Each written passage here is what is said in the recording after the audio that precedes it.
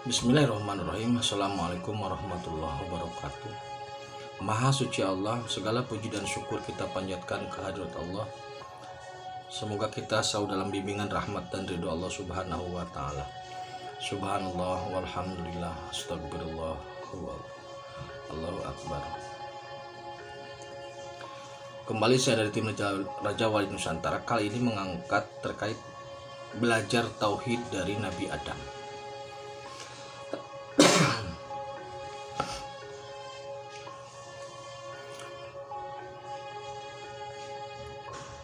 Ketika Adam dan Hawa di surga, iblis jelas mencari celah, maksudnya buruk muka cermin dibelah. Jadi iblis tetap menyimpan semacam rasa dendam kepada Adam gara-gara Adam diciptakan, saya menjadi makhluk yang statusnya murka, dimurkai. Gara-gara Adam saya menjadi terusir dari surga. Maka kemudian iblis mengutus setan untuk mencari celah situasi apa yang di surga yang memungkinkan mereka memelesetkan Adam dan Hawa. Maka ditemukanlah semacam pohon larangan atau buah khuldi. Jadi buah khuldi itu merupakan buah yang memang jangankan dimakan, didekati saja tidak boleh. Di situ kemudian setan berkonsultasi dengan iblis supaya bagaimana caranya agar pohon larangan itu bisa menjadikan Adam atau Hawa terpeleset gitu. Maka kemudian setan membangun sebuah opini yang disampaikan kepada Adam bahwasanya pohon larangan itu adalah pohon keabadian. Jika siapapun yang memakan buah itu maka dia akan abadi. Dalam hal ini Adam menolak. Jadi Adam kuat. Kemudian setan membujuk Hawa bahwasanya buah khuldi itu adalah buah yang Allah ciptakan bagi manusia supaya abadi. Di sini Hawa tergoda. Kemudian Hawa memetik 2 buah khuldi. Nah, ketika Hawa datang kepada Adam dan Hawa menyatakan bahwasanya dia sudah memakan 2 buah khuldi dan meminta Adam untuk ikut memakan buah itu. Di situ Adam terjebak pada 2 sisi. Jika tidak memakan buah khuldi, berarti dia taat kepada Allah, tetapi akan dipisahkan dari Hawa. Karena Hawa pasti dihukum karena membantah atau melanggar perintah Allah.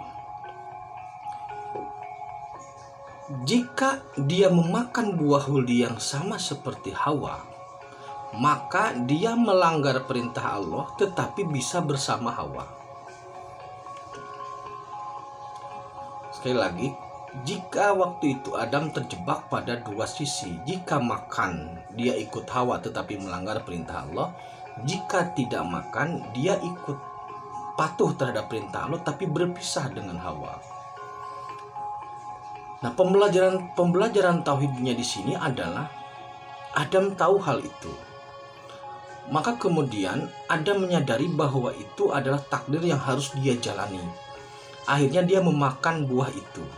Dia memakan buah itu dan tahu persis konsekuensinya. Kemudian setelah memakan buah khuldi itu Adam diturunkan.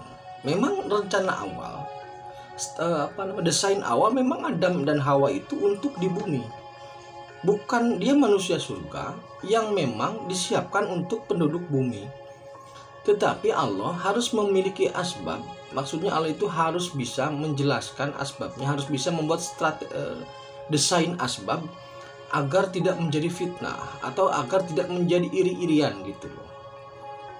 Jadi Adam tahu bahwasanya memakan buah khuldi itu akan menjadi asbab dia turun ke bumi dalam status berdosa. Tetapi jika dia tidak makan, maka dia akan tetap di surga. Tetapi itu bukan desain Allah.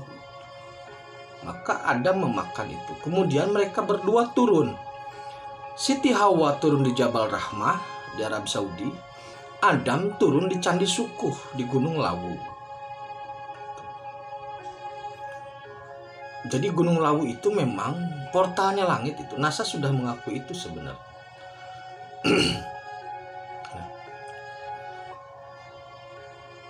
Maka Adam diturunkan di Sukuh, dan kemudian Hawa di Jabal Rahmah. Saya sudah bahas di video tentang Nabi Adam, saya lupa judulnya.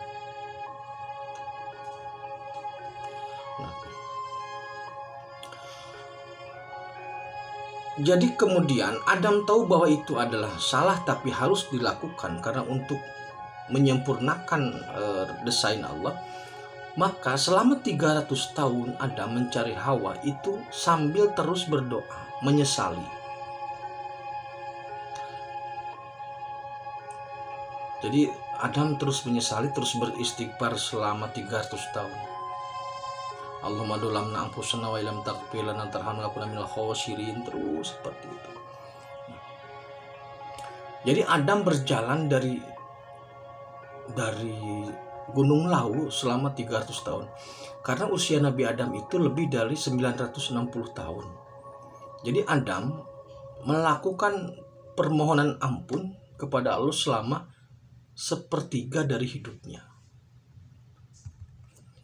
Akhirnya Allah mengabulkan atau menerima permohonan ampunnya Adam, sehingga Adam dan Hawa kemudian dipertemukan di Jabal Rahmah atau dipertemukan di Arab Saudi. Nah, hal kedua yang menjadi pelajaran adalah begini. Setiap makhluk Allah itu sudah mendapatkan jatah rezekinya. Maksudnya desain rezeki itu sudah ada sebagai bentuk hak makhluk yang Allah berikan. Tetapi permohonan ampun merupakan fasilitas yang Allah berikan. Maksudnya begini, jika seseorang bersalah, maka dia boleh menggunakan fasilitas permohonan ampun itu. Jika dia bersalah, maka dia pun boleh tidak menggunakan fasilitas ampunan itu. Kalau rezeki itu pasti diberi, tapi kalau ampunan, kalau tidak diminta, tidak diberi. Jadi rezeki itu pasti diberi, tetapi kalau ampunan, jika tidak meminta, itu tidak akan diberi. Ampunan merupakan fasilitas Allah untuk manusia. Boleh digunakan, boleh tidak. Kalau digunakan ada peluang diampuni. Kalau tidak digunakan jelas tidak akan diampuni. Kenapa fasilitas permohonan ampun ini harus meminta? Maksudnya kita harus meminta diampuni oleh Allah. Karena jika fasilitas atau ampunan ini diberikan diberikan secara cuma-cuma, tanpa adanya permohonan tapi Allah berikan seperti halnya rezeki, maka nanti yang komplain iblis. Kenapa yang komplain iblis? Karena iblis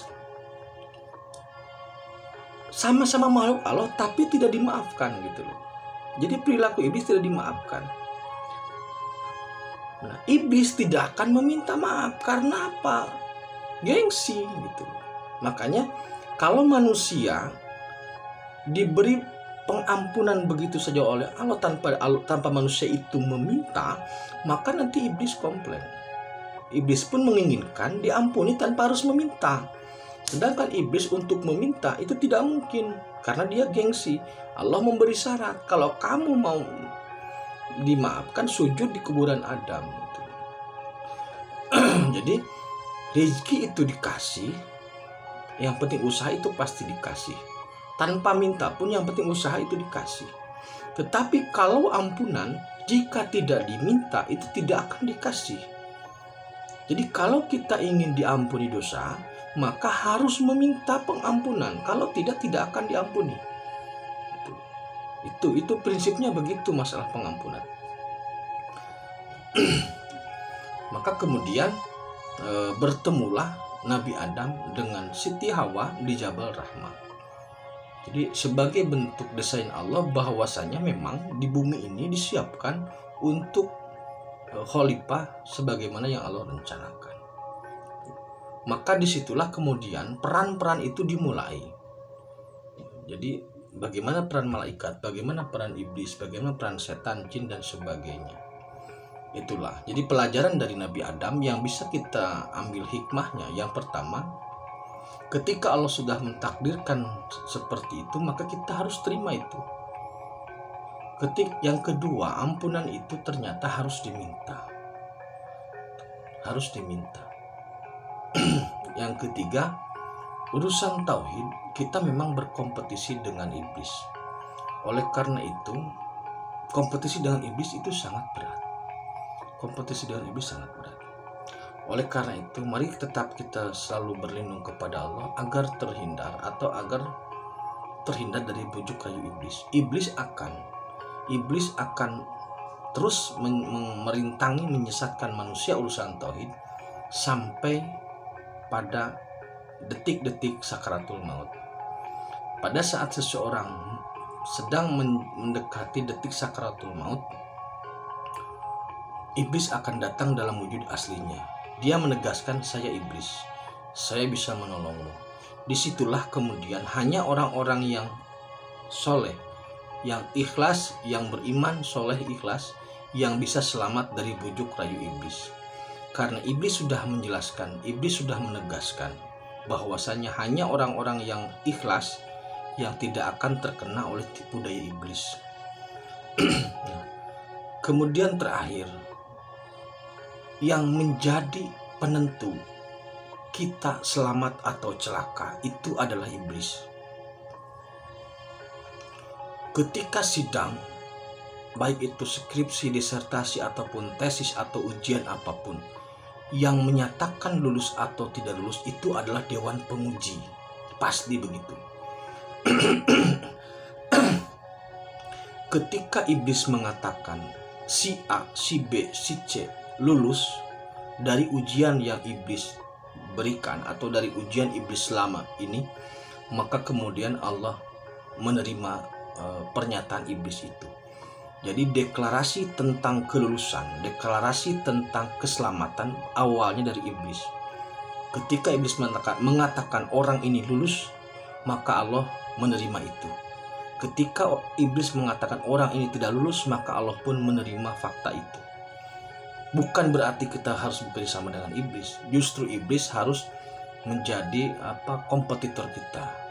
Ketika iblis mengakui bahwa kita menang, maka kita selamat.